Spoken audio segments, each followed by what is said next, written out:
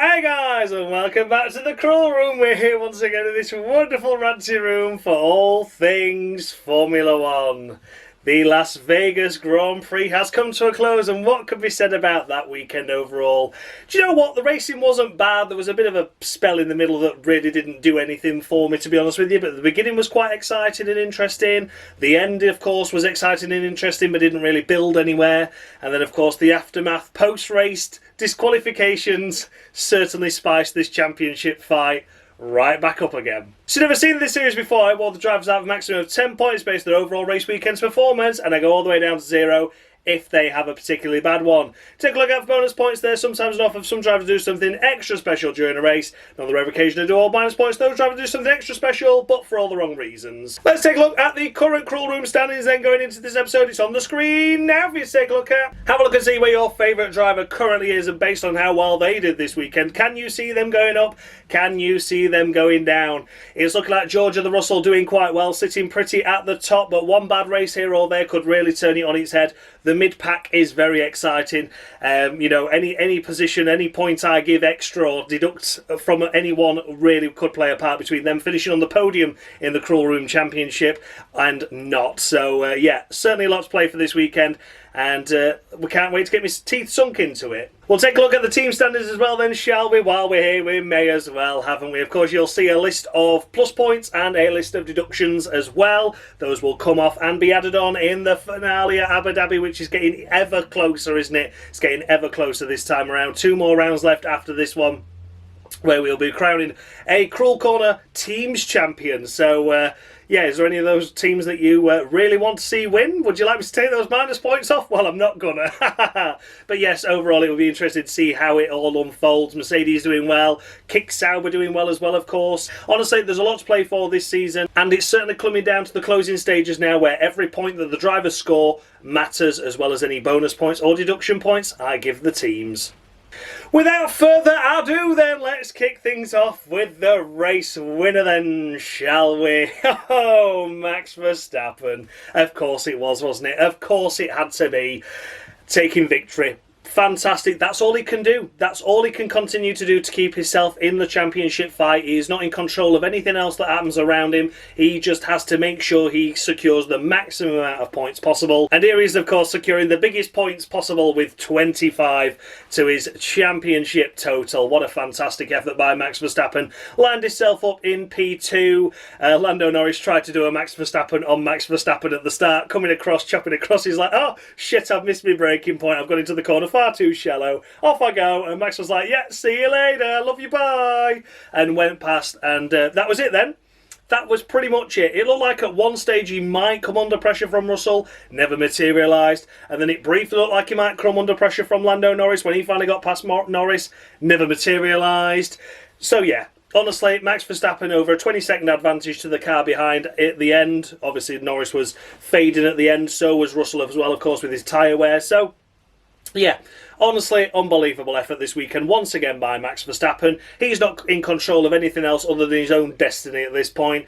Closes the gap to within 42 of the leader it was, and then of course the disqualifications for a certain team of course reduces that championship deficit now to 24 points.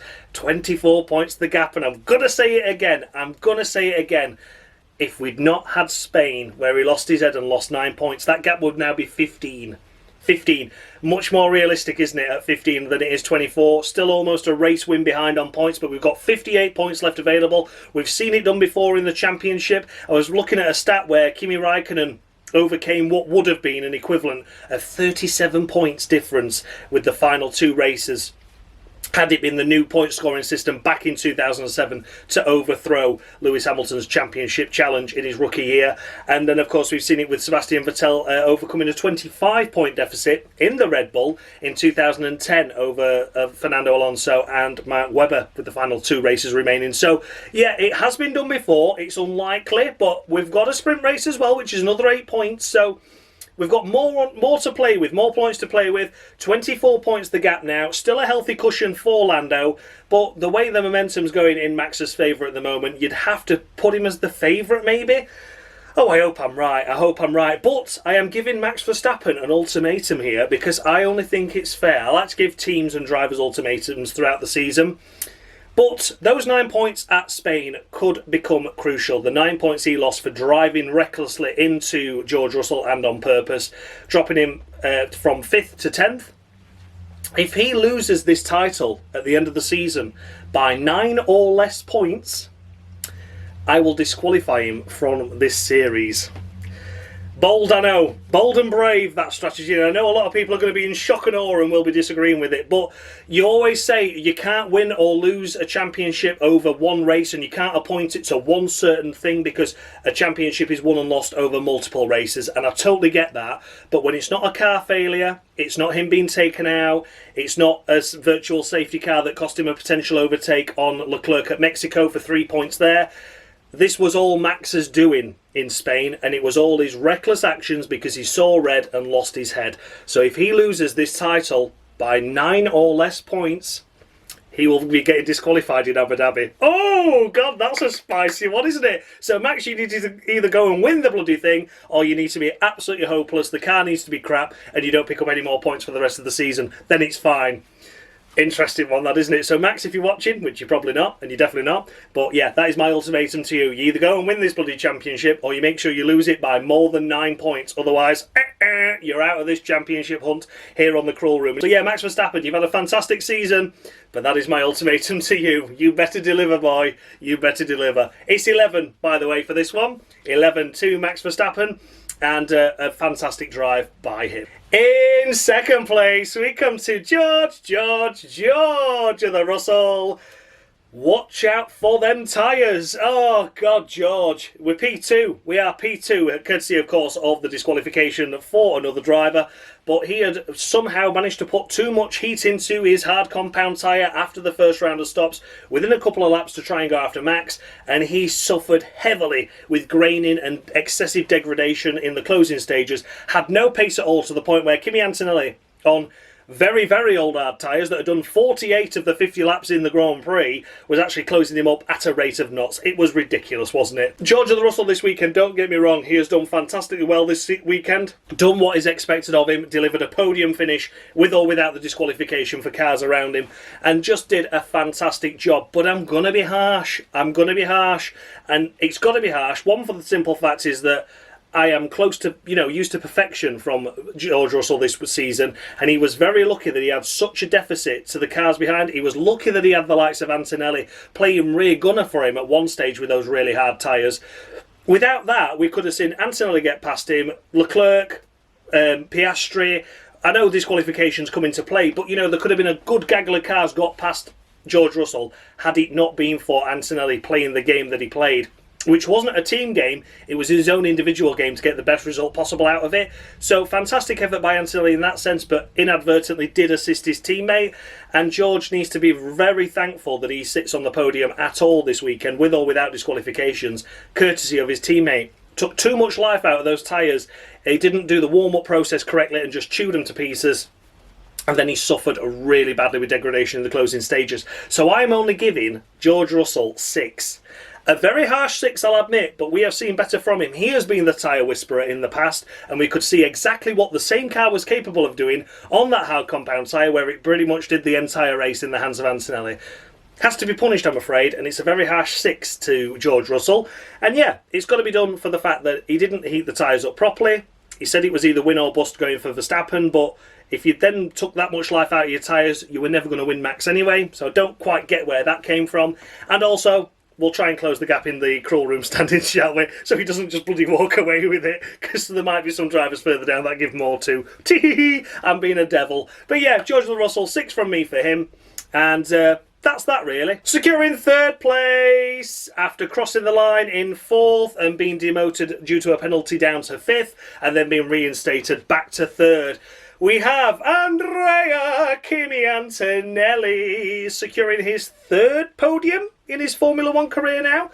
Fair play, Kimi, fair play. Had a very difficult qualifying, of course, though, all the way down in P17 was very, very tricky conditions in that qualifying session, of course. The very full wets for Q1, Q2, intermediates for Q3, but Kimi didn't get that far, did he? Oh no, out in Q1. disaster, or what we thought would be a disaster. However, he was able to recover the situation well by pitting on the second lap of the race and popping on some hard tyres that he then stayed on throughout the remainder of the race and secured himself a very solid position crossing the line. P4 had a 5-second time penalty for a jump start, and I thought, oh my god, it's all going to go wrong for him, isn't it? Not only does he creep off the line at the start, and I know it's only millimetres, but you can't creep at all. He's starting that low down the order. He's got himself a 5-second time penalty. Jesus Christ, what are you playing at? But here he is finishing in P3, which is a fantastic effort overall. He can't help or control what other teams did wrong this weekend, and he inherits a podium, but I think it was worthy and deserved. However, I'm going to be giving him 6 points as well.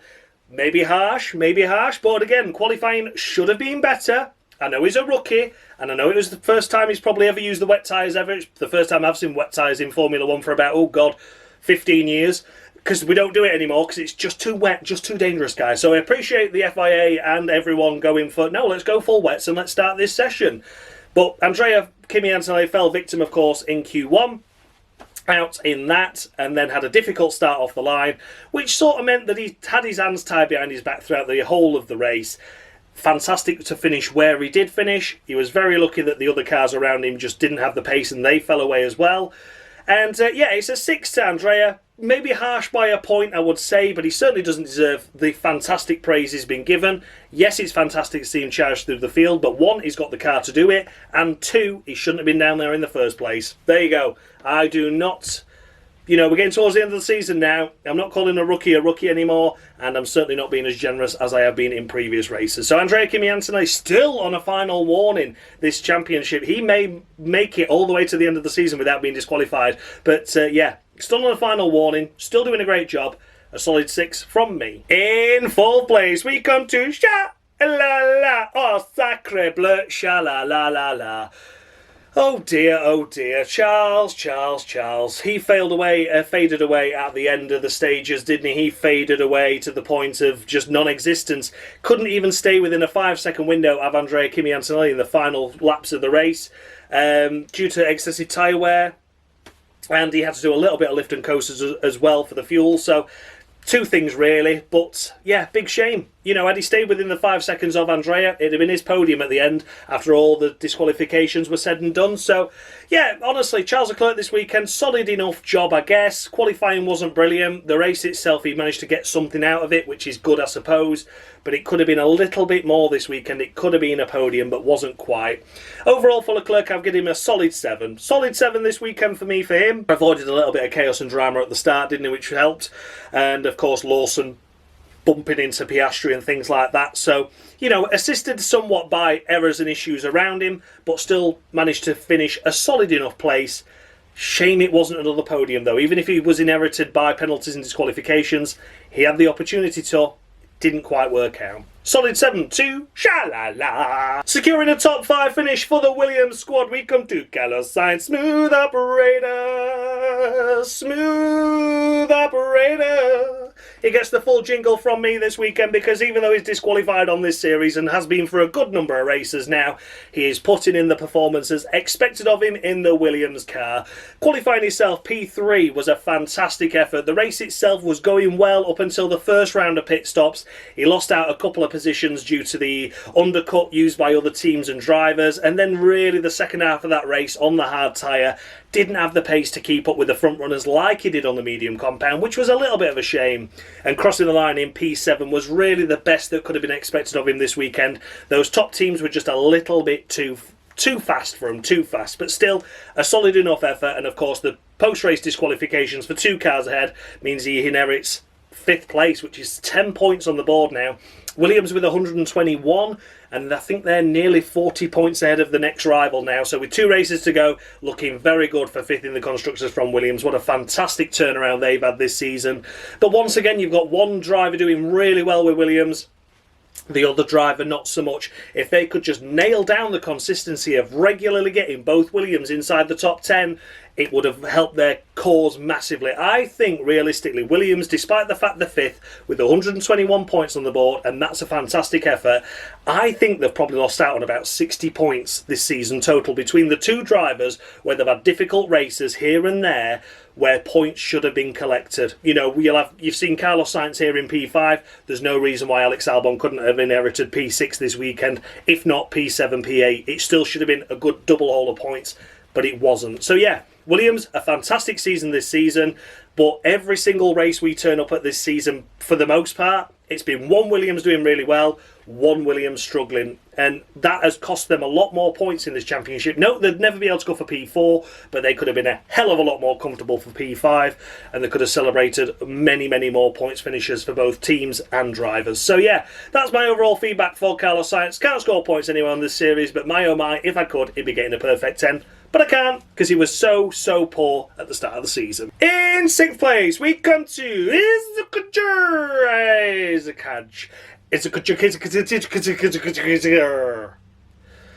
That's right, it's Isaac Hadjar in the first of the Visa Cash App Maxi Tampon RB. Buy one, get one free. Don't forget your Altair, your Taurus, or your Minardi. Don't you dare, don't you dare. It's a Kajura. What can be said for his weekend overall? Got himself into Q3. Fantastic performance there.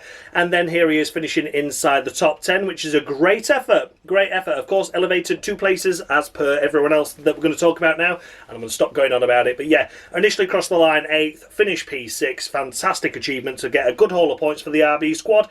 That helps them in their title charge for 6th in the Constructors. They're a good few points ahead of Haas now, who have overtaken Aston Martin. And of course, as a result, ahead of Aston Martin as well. So fair play to RB. They did the job that they could. Realistically, not in with a chance of 5th in the Constructors anymore now, and being the second fastest of the B teams is exactly where they need to be to secure 6th in the standings overall. Isaac Hadjar this weekend for him, fantastic achievement overall, and it's a solid 8 points for him this weekend. He's done a great job. What a fantastic rookie he has been. Secures some more crucial points for that RB squad. Kept himself out of trouble all race long and all weekend long. He can't do much more than that. A solid 8, 2 is a Kajur. Next up, we come to Nico Hulkenberg.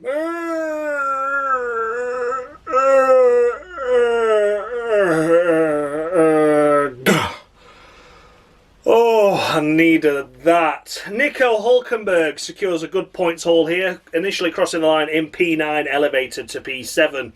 Great effort that. 6 points on the board and closes to within 4 points on Aston Martin now for 8th in the Constructors. I was only just saying a couple of races ago, I think it's looking like Sauber are going to be unfortunate 9th in the standings and they don't deserve that. But yet here we are with Nico Hulkenberg picking up 6 points. Closes the gap to within 4 now. So if they can keep the momentum going in Qatar, if we can get Gabby Bortoletto up there a little bit as well, because he's sort of gone a bit awry these last couple of races, hasn't he? But if we can get both drivers up there, both inside Q3 or at least on the fringes of Q3, but like an 11th, 12th in qualifying, chance for points. Aston Martin keep blowing their chances. We honestly have a fantastic opportunity for the stake squad to secure 8th in the standings overall. Looking a little bit unlikely for 7th and 6th onwards, but you know, if they can just gain 1 position, that's a good few million quid in the prize pot for them as they go into Audi for next season. Nick Hulkenberg this weekend, solid enough performance on the fringes of Q3, qualified himself in P11 out in Q2, but a good achievement nonetheless. His last push lap in Q2 just wasn't quite good enough, lost a load of time in the final sector and was bumped out by Pierre Gasly in the Alpine. So yeah, shame for that, but nonetheless, good effort. Got in the race itself, got himself inside the top 10 and remained there. Inherited a couple of places due to disqualifications ahead. Solid enough. 8 points for me for Nico Hulkenberg this weekend. Fair play to him for that. Good weekend overall. Solid performance. Kept his nose clean all weekend long. In 8th place after crossing the line in 10th, we come to Sir Lewis Hamilton in the second of the Ferraris.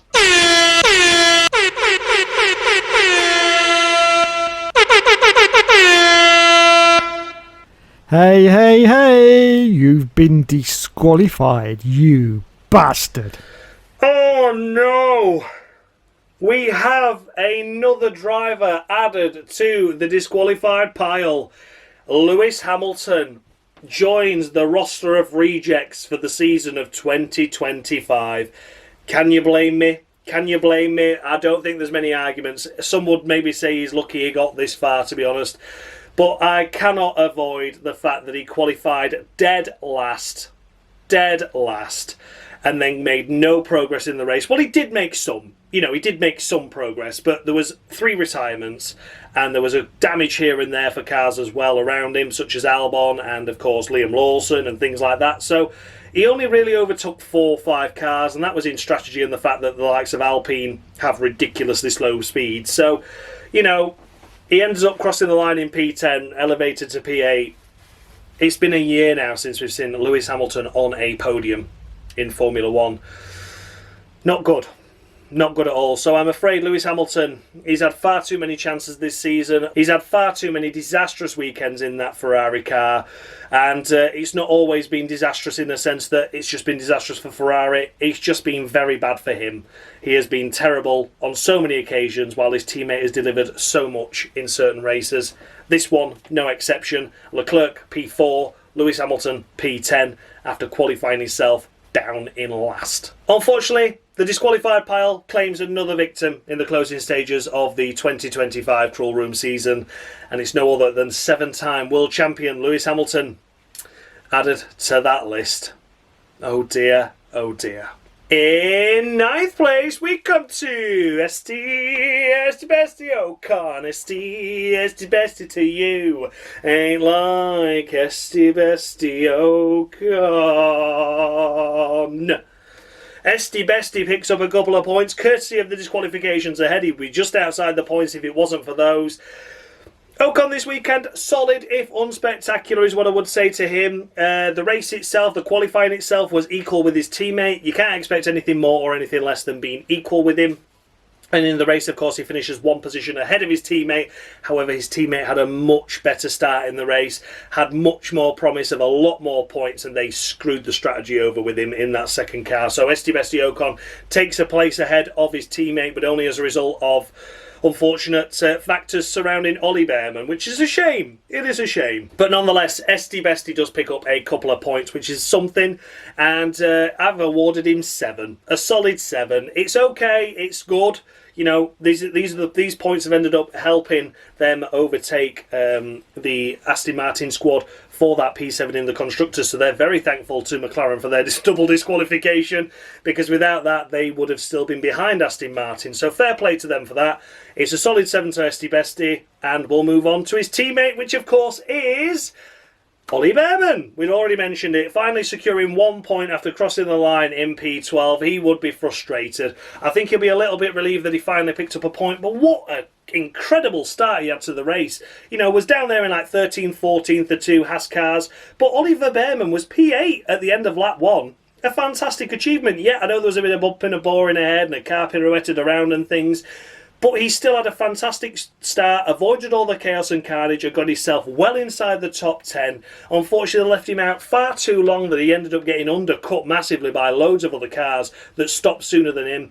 Put on a no-man's land strategy where he had a little bit more tyre life than the other cars around him, but never enough to make it anything doable. He's not going to suddenly, the cars ahead aren't going to massively drop off the pace, he's just going to be able to whiz past them.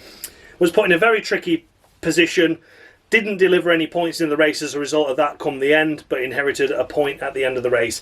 Ollie Behrman, I think, was done a little bit dirty this weekend by Haas, and that's not there. It's just a strategic error. I'm not saying they've done it deliberately, of course. They're trying very much to get 6th in the Constructors if they can. They're currently 7th, so they're thankful for the points he ended up inheriting. But without that, had the strategy been played out perfectly, we could have seen him P8, potentially elevated to P6 after the disqualification. So Haas have cost themselves a good number of points here with Behrman this weekend due to poor strategy. Oliver Behrman, for him, gets a solid 8 on the board. I think he did a better job than his teammate overall, especially that race start and the first stint. Wasn't his fault that he was put on a nothing strategy which cost him points, but thankful to pick up a point come the end of the race. 8 to Ollie Behrman. Just outside the points, we come to the first of the Aston Fartins in Fernando Alonso. Honest to God, I thought they were going to be on for something special this weekend, but then they delivered nothing. Even with disqualifications ahead, he still cannot inherit a point. That's how bad Aston Martin's weekend went. The qualifying achievements looked like they were going to be something special, topping the timesheets at the end of Q1. Alonso doing a really solid job in Q2 as well. Q3, yeah, okay, it was solid, if unspectacular, but then the race itself just didn't deliver anything, unfortunately. I think he got caught up in the little bit of bumping and boring with Gasly as well, didn't he, with all that kicking off. I can't remember who tagged the back of him.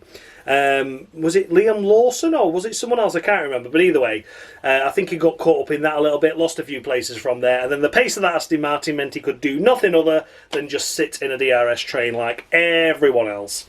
Alonso, shame to see him not pick up any points, but is it a deliberate act now by Aston Martin?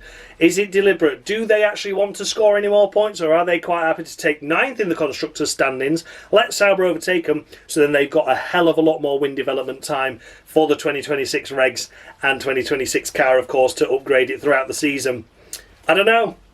Is that me being a conspiracy theorist, or is it tactical gameplay of like, look, I'm Daddy Stroll, I've got billions and squillions in the bank, I can afford to lose as much money as I want in terms of prize money because I'm going to invest it all in the wind tunnel time.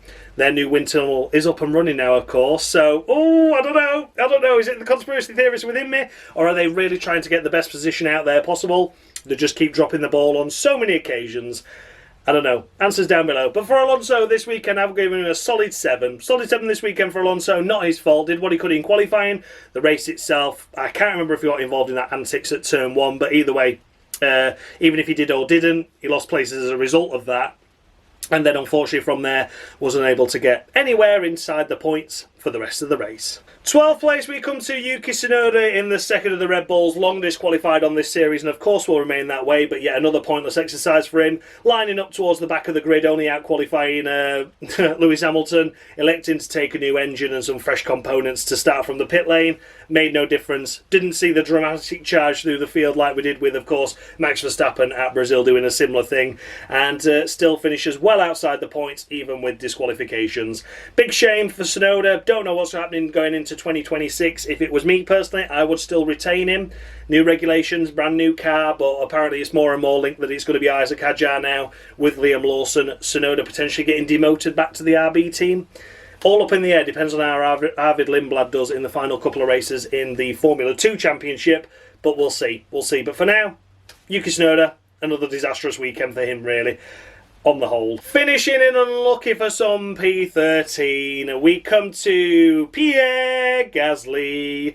Of course, elevated here due to the disqualifications of the McLarens, but P13 feels an apt position for him to actually be due to how unlucky he was. A fantastic, phenomenal qualifying effort gets him inside the top 10 in a tub of shit car and then gets involved. He gets tapped into a spin and I can't remember for the life of me who did that to him.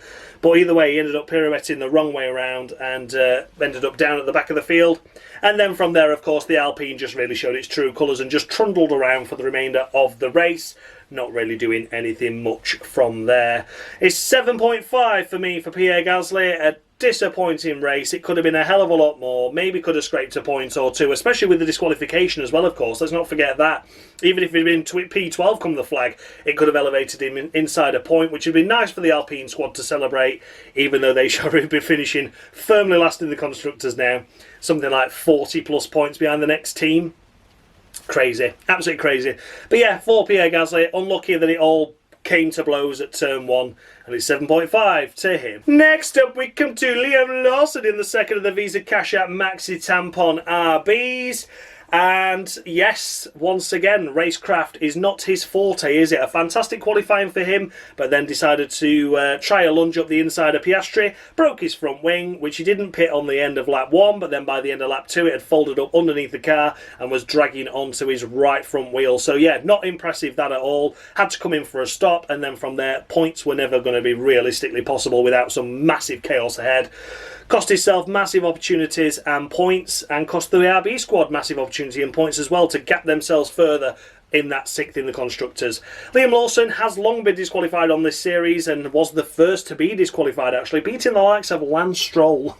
Can you believe that? And this once again proves why he has been disqualified for so long, because he has been so inconsistent this season. In fact, 9 times out of 10, he's been very poor, while it's been Isaac Hadjar carrying the team throughout the most part. So yeah, Liam Lawson, long disqualified, remains that way. Another disastrous weekend by him. Then we come to the last of the finishers. It is Franco Colapinto in that Alpinio.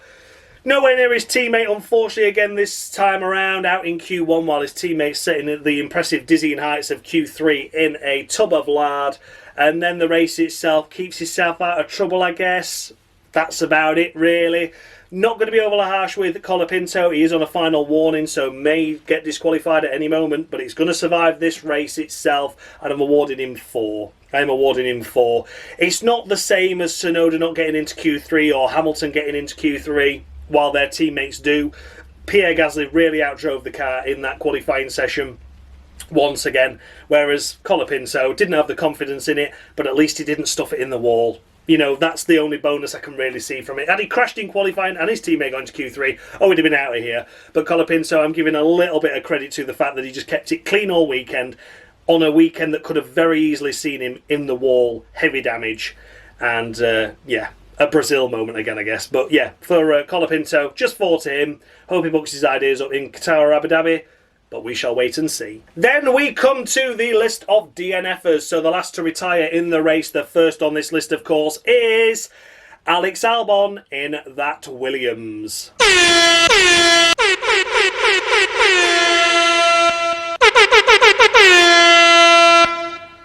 I only competed in one season with Toyota, leading to me scoring no points. Oh well, at least I tried. And there we have it. Unfortunately, it has to be an Alan McNish of the week to Alexander Albon for his disappointing weekend. There's nothing else can be said other than that, is it? Out in Q1 after a crash, which was unfortunate. You know, someone had to do it, and it was Alex this time around. And the race itself, already racing with one hand tied behind his back, unfortunately, due to the fact that they had no radio for the entirety of the race. Massive communication issues between Alex and the team and Alex, and vice versa. But then he tried to make a move on Lewis Hamilton and clipped his front wing on the rear tyre, picked himself up a 5-second time penalty as a result, had to pit for a wing, but then because the team couldn't communicate with Alex and the Alex couldn't communicate with the team, he came in for a pit stop. They just changed the tyres, didn't change the wing. He had to go back out and back in again to then change the wing. So his race was already ran at that point. They served the penalty in the race, so he didn't take a grid drop for Qatar, and then, of course, retired the car afterwards. So, yeah, Alex Albon this weekend has to be an of the week for the poor qualifying, which involved a crash, and the race itself. I know that he had radio communication issues. That's fine, but he still misjudged it massively, trying to overtake Lewis Hamilton, and cost himself and the team any slight chance of points that they may have had, even with the disqualifications that then happened ahead. Had it just been the crash in qualifying and then the radio issues meant he finished a lowly position, I'd have allowed that. I probably would have avoided an escape to of the week. But then when he crashed into the back of Hamilton like that, huge shame, and had to be punished for that, unfortunately. And a disastrous end to the season really for Albon. As I was mentioning with Sainz there, they can't seem to get both Williams up there. There's either one doing really well, one really struggling, or vice versa. So it's a shame. It's a shame to see Alex struggle these last few races now. I think that puts him on 4 or 5 of the week, so he needs to be careful in terms of not getting disqualified by the end. But yeah, for Alex, unfortunately, his incredibly strong start to the season and the early middle phase of the season is really taking a nosedive now, and it's a shame. It's a shame, but you know, let's fingers crossed. Qatar will be much better for him, much better for the team overall, and we'll see both Williams inside the points for the final couple of races. Fingers crossed, but for now, it is an Alan McNish of the week to Alex Albon. And next to the retirements, of course, we come to Gabriel Bortoleto in the steak kick me up the arse Sauber.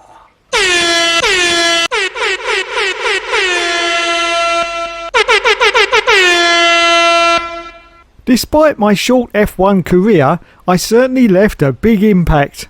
Unfortunately, that impact was into a metal barrier at the famous 130R on the formation lap of my final ever F1 race. Oops. And there we have it. I'm afraid it's back-to-back of the weeks for Gabriel Bortoleto for what was another disastrous weekend by him. Out in Q1 while his teammate was on the fringes of Q3, and then dove it up the inside at the start of the Grand Prix. Took out Lance Stroll, affected a couple of other cars in and around that area as well. Just a massively disappointing race. Damaged his own car, damaged Lance Stroll's car. and then retired. Big shame, big disappointment. That's 2 races in a row now. He's pretty much been out on lap 1. I think he trundled around for a couple more laps, didn't he? But the car obviously was heavily damaged to the point it was retirement worthy. So yeah, 2 first lap incidents, 2 poor qualifying performances in a row for Gabby. And his really impressive rookie season's coming undone somewhat. He had a challenge to the start of the year, found his feet from Austria onwards, and then we're sort of taking a bit of a dip again as well. I think that's his 4th of the week now, so he might be safe for disqualification, but he really needs to pick his ideas up, because if he has a bad Qatar, then a bad Abu Dhabi, he could be disqualified come the final round of the season. So yeah, Gabby, come on mate, you've had such an impressive season, you've scored some good points, you've had some great results, picking up points when Hulkenberg was struggling, and now you're just absolutely nowhere at the moment, mate. So come on, chin up, book your ideas up, go and join Alex Albon in the points come the end of the bloody last couple of races, will you? I like both these drivers. I've had to give them off the weeks, but that's how it is. There's no bias here on this series. It's just how it is, unfortunately. You have a poor race, it's an of the week. That's that. So yeah, Gabby Bortoletto, and Alan McNish of the week to him for yet another poor weekend that involves contact and damage. And last of the DNFers, we come to Lance Stroll in the second of the Aston Martins. And now we come to a pile that isn't often here on this series, which is the disqualified pile, which include both McLaren drivers. Oh, tee! Can you believe it? Lando Norris is the first on this list, of course, because he finished ahead of his teammate before the disqualification. Lando Norris is getting a generous 7 from me. That's what I gave him as he finished P2, which I am aware is generous, but at the same time, he did what he needed to do in terms of extending the gap to Oscar. He doesn't really need to worry about Max at that moment in time. 42 points was the gap as the checkered flag fell, and I think that was a comfortable enough position for them come the end of the Qatar weekend that Max would have been like factually impossible for him to actually win it. Mathematically impossible by Qatar had the results stood. However, the results didn't stand. That's not Lando Norris's fault. Had to do a lot of heavy lifting and coasting in the final laps of the race. Was lucky that George really cooked those tyres, that he didn't lose the position on track. Was lucky that Antonelli was on 48 lap old tyres, that he didn't lose that position either. In the end, it didn't matter. It didn't matter because the disqualification would have come whether he finished 1st, 2nd, 5th or 12th. But I think a solid 7 for him for his weekend antics of the only thing he really did wrong in terms of his championship campaign was at lap 1, turn 1, where he tried to Max Verstappen and failed dramatically at it. But yeah, honestly, Lando this weekend wasn't impressive, but did the job he needed to do to try and clinch the title in Qatar, if not make it almost impossible that it was going to be anyone other than him come Abu Dhabi. But yeah, the disqualification of course means that he's now 24 points ahead of Oscar, 24 points ahead of Max, and that becomes a hell of a lot more interesting, doesn't it? I'm not bothered about Oscar. Oscar's lost his head. But for Max Verstappen, it could be a threat. So yeah, Lando Norris scores 7 on this series. And that's that. And then last but by no means least, we come to the other disqualified driver, which of course is Oscar Pastry. What's your favourite pastry? Oh, flaky again, I see.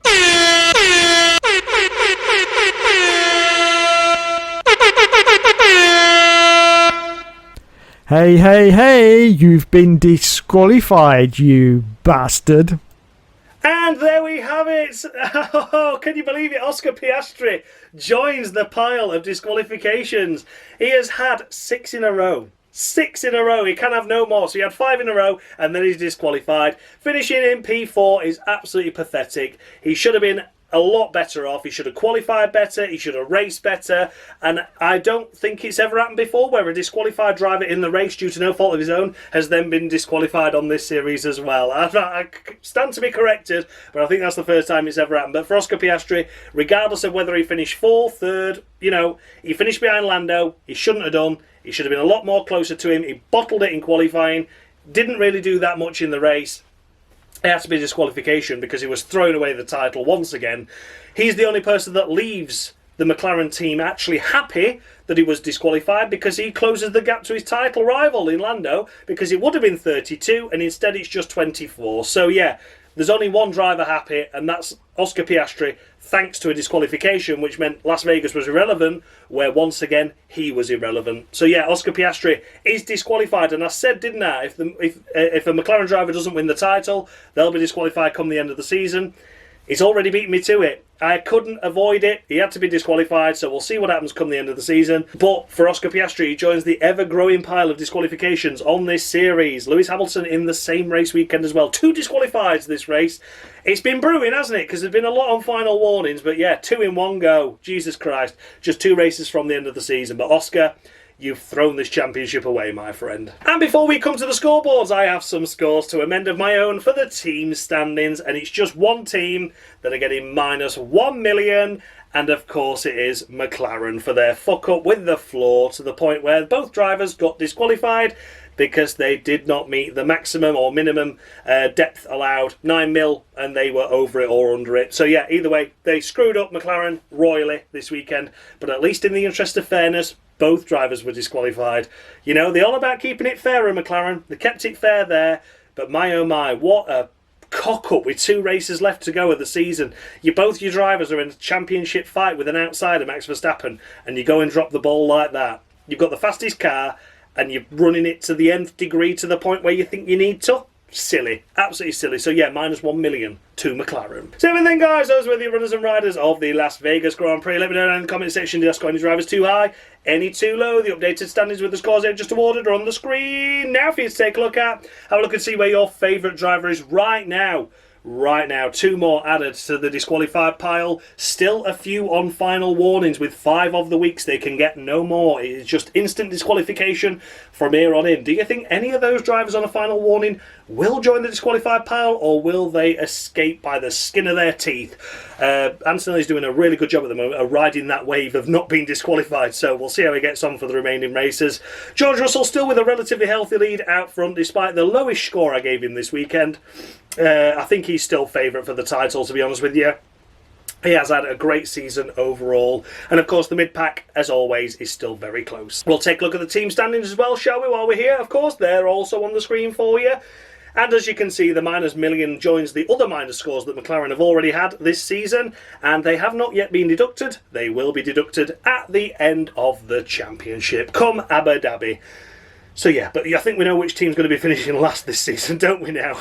Minus $1 million, eh? I've not done anything like that for years. God, Josh. Oh, I thought I was mellowing in my old age, but not now. Not now. A massive thanks as always goes out to Dan Bartlett, of course, formerly of Mushy Gaming, for providing me with the intro that you saw on your screen, for the scoreboards, and for the driver icons as well. Without him, this series would be more pointless than it already is. And who can forget Mr. Dave, F1 Games PlayStation, for providing me with the of the weeks that we all know and love. And a massive thanks as always goes out to KDF1 as well, for providing me with the of the weeks this weekend. He was the one that wrote the script out that was then sent to Dave for him to do the of the weeks. So yeah, a big team effort this weekend, and hugely grateful to all the guys as always for their continued support with the series.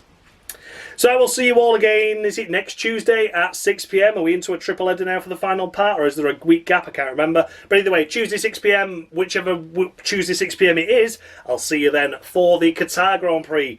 It's a sprint weekend as well, so there's a couple of additional bonus points that I can award as well for this series, making it a little bit more spicy. Who will come out on top come the checkered flag in Qatar. It's going to be an exciting one, isn't it? Thanks so much for watching, guys, and as always, much love.